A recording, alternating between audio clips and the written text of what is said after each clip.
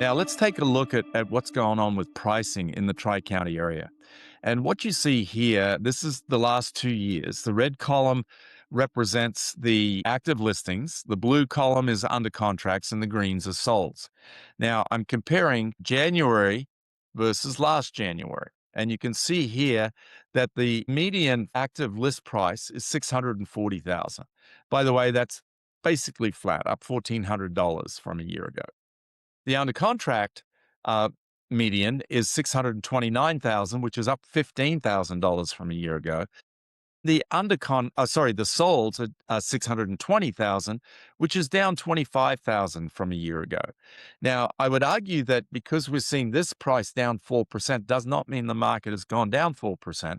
It just because the median price is based on the homes that have sold, what we've seen is a higher number of lower priced homes selling in the current market, which has actually pulled that median price down. Supply and demand. And you can see that there actually is seasonality in our market. So you can see December, January, we have a low point in the market. It then climbs up through the spring, hits a high point in the summer, and then eases off down towards the end of the year, only to repeat the cycle. Now, last month, we had 1,978 active single-family homes in the Tri-County area. We put 353 under contract, and we closed 273 homes.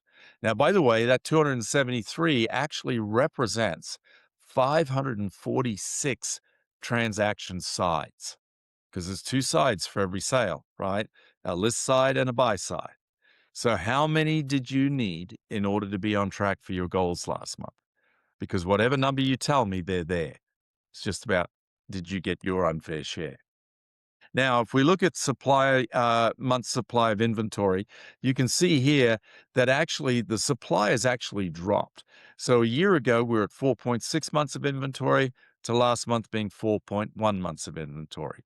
So again, moving back towards more of a seller's market. Now, days on market have actually increased.